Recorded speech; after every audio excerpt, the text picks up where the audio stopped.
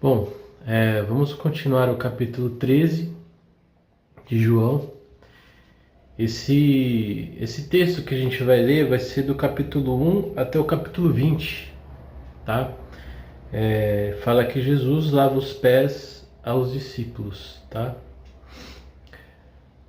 Bom, esse texto ele é maravilhoso porque ele ensina com a atitude de Jesus de lavar os pés dos discípulos algo maravilhoso, tá? Muitos líderes foram líderes que eram líderes que serviam. No caso, por exemplo, Moisés. Moisés foi um exemplo de líder que servia, né? Nós vemos exemplos de pessoas que serviam também, no caso, por exemplo, da parábola do samaritano, que serviu aquela pessoa que estava com problemas, né? Mas um líder que realmente fez um trabalho de um servo ou de um escravo para os seus discípulos foi algo revolucionário. Nunca nenhum tipo de algo nesse sentido foi feito. Jesus foi pioneiro completo nesse aspecto. E a gente vê que esse exemplo de Jesus, depois que ele fez, muitos líderes se inspiraram em Jesus, mesmo não sendo cristãos. A gente vê Mahatma Gandhi, que ele conhecia a história de Jesus e se inspirava na história de Jesus. Nós vemos cristãos, na verdade católicos, como a Madre Teresa de Calcutá e outros líderes que realmente fizeram o trabalho de servir. E muitas das lideranças hoje, que são lideranças mais horizontais, estão utilizando esse método, porque o método do líder que só sabe mandar, ele é realmente um líder que não, vamos dizer assim, puxa os liderados, mas ele empurra os liderados. E o que a gente precisa são de líderes que puxem, que deem exemplo. Foi o que Jesus fez. Então, nesse texto, a gente vê que Jesus ali ele estava selecionando aqueles que seriam parte do ministério dele. Ele já tinha selecionado os 12, mas aquilo era uma representação de quem foi lavado os pés pelo próprio Jesus, ou seja, aqueles que fariam parte do ministério dele. E a gente sabe que mesmo Judas sendo lavado os pés, ele não foi lavado o coração. Pois Pedro falou: não, Senhor, lava a minha cabeça, lava as minhas mãos. E Jesus falou: não, aquele que está limpo não precisa se limpar. Mas Judas estava sujo, ele estava com o coração sujo. E os pés representavam aqueles que iriam seguir Jesus, aqueles que iriam realmente ser enviados como líderes da igreja. Ali era um símbolo que os apóstolos tinham que fazer, porque eles tinham que ser líderes, servos, líderes que não iam se competir um com o outro, que os apóstolos não eram para se competir um com o outro, muito pelo contrário, era para um ajudar o outro. Então, um líder, ou seja, se Jesus não tivesse mostrado isso, provavelmente poderia ocorrer disputas de poder, quem mandasse mais, quem faria mais, mas com o exemplo de Jesus, o próprio Deus lavando os pés, ele demonstrou: olha, não quero disputa de poder entre vocês, eu quero que um sirva ao outro para um propósito maior, que é o quê? Pregar o evangelho, ir a toda criatura, mostrar que o evangelho é amor, é cuidar do outro, é fazer pelo outro, o que difere de muitas culturas, onde ser o líder, ser o melhorzão, ser o bonzão é o que é pregado. Mas Jesus não, ele veio falar: eu sou Deus, eu servi, sirvam também. Eu não deixo de ser mestres e senhor, eu fazendo o trabalho de um servo, eu continuo sendo senhor. Então, se você tem um poder adquirido de liderança, Você não vai perder sua liderança você cuidando do seu funcionário, você cuidando da sua ovelha, de você cuidando das pessoas, cuidando da sua família, ok? Bom, eu já dei uma explanação bem completa sobre tudo que a gente vai ler e a gente vai comentar sobre os versículos que a gente vai estar lendo. Ora, antes da festa da Páscoa, sabendo Jesus que já era chegado a sua hora de passar deste mundo para o Pai, como havia amado os seus que estavam no mundo, amou até o fim. Quem eram os seus? Aqueles que ouviram a voz do pastor, ou seja, Jesus. Havia ovelhas que não eram do pastor, não eram o pastor Jesus, era outro tipo de pastor. Mas aqueles que eram de Jesus, Jesus amou até o fim, até a sua morte e até a sua ressurreição. Mas ele estava falando aqui porque ele já tinha presciência que ele iria morrer. Mas ele amou eles até o final. E acabado a ceia, tendo já o diabo posto no coração de Judas Iscariotes, filho de Simão, que o traísse. Muita gente acha que Satanás, vou querer matar Jesus, eu vou fazer com que o plano de Jesus não dê certo. Nada disso. Satanás, ele está a serviço de Deus Pai. Você pode ver isso em Jó, onde Deus Pai fala para que ponha a mão na vida de Jó, mas não na vida dele. Satanás está a serviço de Deus. Ou seja, Jesus ele não podia se entregar às autoridades, porque isso seria um suicídio. Então, para cumprir as escrituras, ele utilizou uma ovelha que não seria dele, que não iria ouvir a voz dele, porque ele sabia quem iria ouvir e quem não iria. Então, ele utilizou uma ovelha que não era dele, que nunca ia aceitar a palavra de Deus. Ele era ladrão. Então, Jesus já sabia disso, e Deus também já tinha sabido, já era sabido disso. Jesus, sabendo que o Pai tinha depositado nas suas mãos todas as coisas e que havia saído de Deus e de lá para o Deus. Então Jesus, sabendo que o Pai tinha depositado nas suas mãos todas as coisas e que havia saído de Deus e de lá para Deus. Jesus, ele já tinha toda a consciência de que ele era o próprio Deus e que iria retornar. Levantou-se da ceia, tirou os vestidos e, tomando uma toalha, cingiu-se. Jesus, ele fez um ato de servir ali, ou seja, ele estava se preparando para servir. Depois deitou água numa bacia e começou a lavar os pés dos discípulos e a enxugava-los com a toalha com que estava cingido. Então, um a um, Jesus estava lavando os pés. Aproximou-se de Simão Pedro e lhe disse... Então, aproximou-se, pois, de Simão Pedro e lhe disse: Senhor, tu lavas os pés a mim? Pedro não se achava digno de o Mestre, Deus Todo-Poderoso, lavar o pé dele. Ele não achava-se digno, porque ele se achava muito inferior a Jesus. Então, era um trabalho de uma pessoa que servia, que era um escravo. Ele não via Jesus dessa forma, ele via Jesus como o próprio Deus. Ele era muito inferior, ele se via muito inferior a Jesus. Respondeu Jesus e disse-lhe: O que eu faço não sabes tu agora, mas tu saberás depois.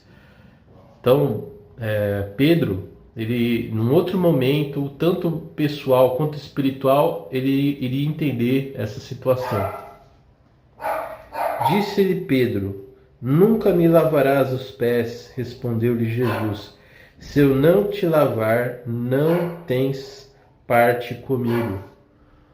Jesus ele estava lavando os pés dos 12, ou seja, aquilo se representava aqueles que iriam fazer parte do ministério de Jesus, ou seja, queriam estabelecer o ministério dele, a pregação, estabelecer a igreja. Eles iriam ser aquele que daria o start para a igreja. E Pedro, não lavando os pés, ele não estaria incluso dentro desses líderes que Jesus estava lavando os pés, né? Que era um símbolo de que aqueles seriam líderes também e estariam lavando os pés uns dos outros, ou seja, servindo uns aos outros ali. Disse-lhe Simão Pedro: Senhor, não só meus pés, mas também as mãos e a cabeça. Então, Pedro, ele já queria que Jesus, ou seja, ele queria fazer parte do que Jesus teria para ele. Disse-lhe Jesus: aquele que está lavado não necessita de lavar senão os pés, pois no mais tudo está limpo. Pedro, ele estava limpo por Jesus, ou seja, ele acreditava em Jesus, ele era ovelha de Jesus. Então ele não precisava de que o corpo dele fosse limpo. Somente os pés, que representavam aquilo que eles iriam fazer. Eles iam levar o evangelho. Ora, vós estáis limpos, mas não todos. Ele estava falando aqui já de Judas. Porque bem sabia ele que o havia de trair. Por isso disse: nem todos estão limpos.